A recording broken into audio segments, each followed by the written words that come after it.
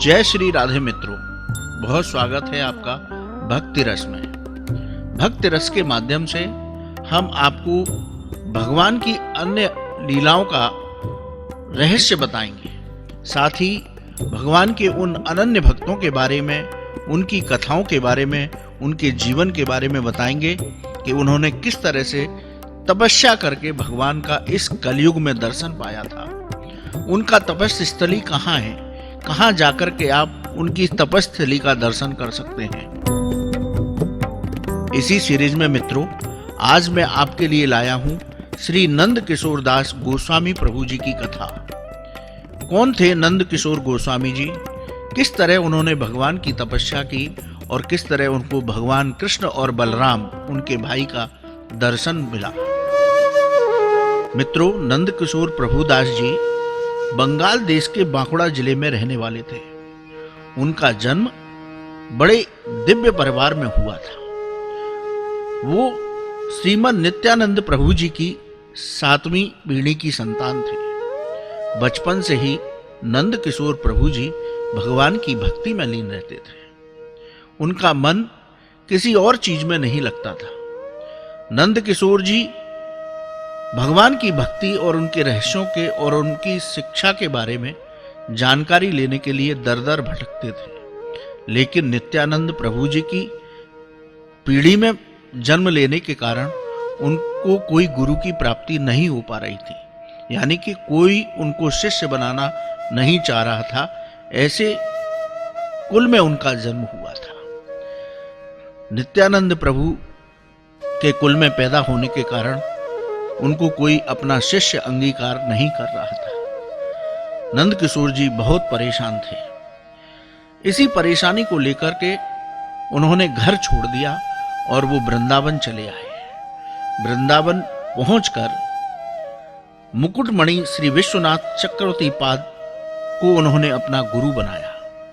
उन्होंने अपने जीवन के बारे में उनको पूरी तरह से नहीं बताया, लेकिन दिव्य कुल में पैदा होने की वजह से नंद किशोर जी भी भगवान की भक्ति में लीन रहने के कारण बड़े दिव्य नजर आते थे। चक्रवर्ती पाद श्री ने उनको अपना शिष्य अंगीकार किया और उनकी शिक्षा दीक्षा शुरू की। उधर घर पर मां परेशान थी कि मेरा बेटा कहां चला गया। लोग इधर उधर उनको ढूंढ रहे थे। ढूंढते ढूंढते उनकी भक्ति के बारे में जानकारी सभी को थी, इसलिए लोग ढूंढते ढूंढते वृंदावन धाम पहुंचे। वृंदावन धाम में उन्होंने श्री विश्वनाथ चक्रपात पाणी जी के यहां पहुंच करके उस बालक के बारे में जानकारी प्राप्त की। विश्वनाथ जी ने कहा कि हाँ, नंद किशोर मेरे यहां रह करके शिक्षा प्राप्त कर रहे हैं, लेकिन उन्होंने ये सारी बातें मुझे नहीं बताई थी। गुरुजी ने नंद किशोर जी को अपने पास बुलाया और उनसे कहा कि बेटा, तुम मुझे गुरु दीक्षा देना चाहते हो। नंद किशोर जी अपने गुरु के चरणों में प्रणाम करने के बाद बोले, गुरुजी आप जो चाहें वो मुझसे गुरु दीक्षा में मांग सकते हैं। उनके गुरुजी ने कहा, मैं चाहता हूं कि तुम अपने घर वापस लौट जाओ और माता पिता के सानिध्य में उनकी आज्ञा का पालन करो।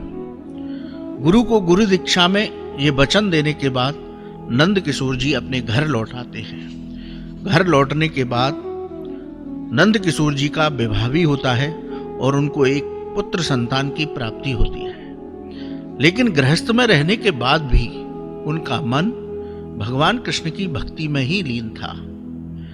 संवत 1815 में वह पुनः अपना घर छोड़ करके वृंदावन धाम आ गए और श्रृंगार वट में रहने लगे। श्रृंगार वट में उन्होंने भगवान कृष्ण की भक्ति की। उनके साथ एक छोटा सा बालक, 5 से 10 वर्ष की अवस्था का बालक भौंदू भी रहता था। गुरुजी भगवान का भजन करते। भौंदू गुरुजी के कार्यों में हाथ बटाता, भगवान की रसोई तैयार करता, गुरुजी की रसोई तैयार करता। लेकिन भौंदू भी एक दुर्लभ बालक था। वो भी भगवान का दर्शन करना चाहता था, लेकिन बचपन होने के कारण उसके मन में केवल इतना बोध था कि भगवान मुझे जरूर मिलेंगे।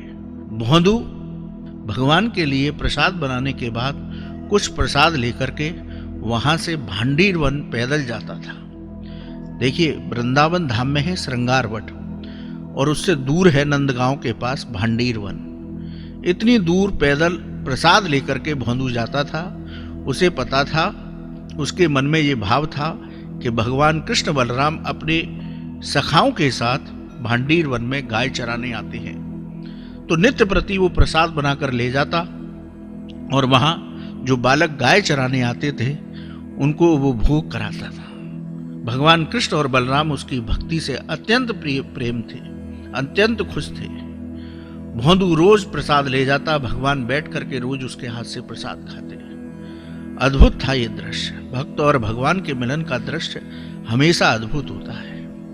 एक दिन गुरुजी ने, नंद किशोर जी ने देखा तो उन्होंने भोंदू से पूछा कि भोंदू, तुम रोज प्रसाद लेकर के कहां जाते हो?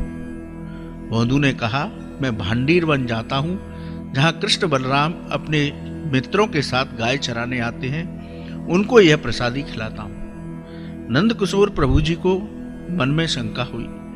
उन्होंने कि ऐसा कैसे हो सकता है?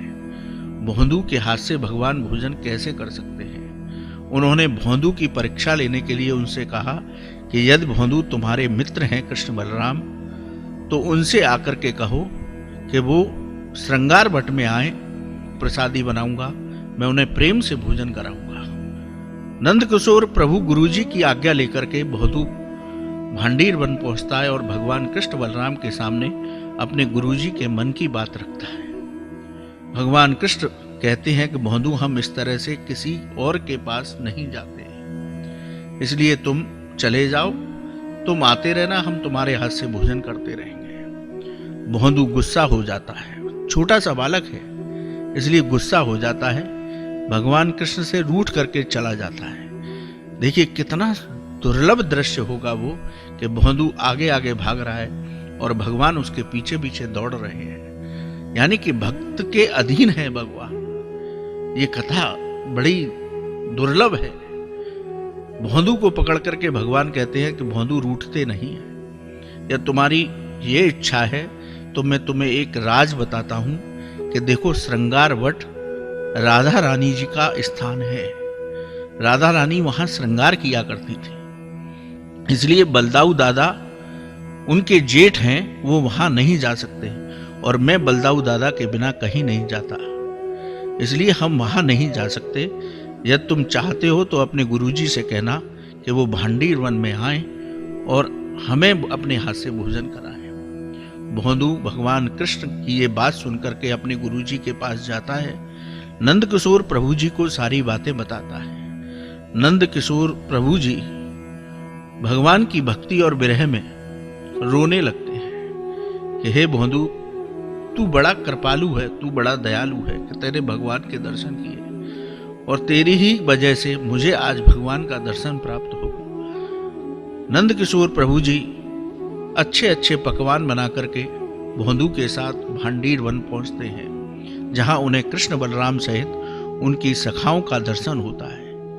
भगवान के चरणों में गिर करके नंद किशोर प्रभु जी विरह में रोने लगते हैं, खुशी और आनंद में रोने लगते हैं। भगवान कृष्ण उन्हें उठाते हैं, उनके हाथ से प्रसाद पाते हैं और भगवान कृष्ण नंद किशोर प्रभु जी से कहते हैं कि आप श्रृंगार वट में रहकर ही मेरा भजन करिए, अंत समय पर मेरे धाम में आपको स्थान प्राप्त होगा। भगवान कृष्ण का दर्शन करने के बाद नंद किशोर प्रभु जी श्रृंगार वट में रोते हुए आते हैं और भगवान के पुनः दर्शन की कामना से भक्ति शुरू कर देते हैं। मित्रों, आप जब भी वृंदावन धाम जाएं तब श्रृंगार वट जाएं, जहां नंदकिशोर प्रभु की तपस्थली है, जहां नंदकिशोर प्रभु जी रह करके भगवान का ध्यान और भक्ति करते थे। तो ये रही नंदकिशोर प्रभु जी की कथा कि किस तरह से नंदकिशोर प्रभु जी को युगल श्री कृष्ण और बलराम जी का दर्शन प्राप्त हुआ, किस तरह से उनकी भक्ति में वो वहां पर लीन रहते थे। ऐसी ही श्रृंखला में भक्ति रस में हम आपको भगवान के भक्तों की कथाओं से ओतप्रोत कराते रहेंगे। तो आप इस भक्ति रस से जुड़े रहिए। जय श्री राधे।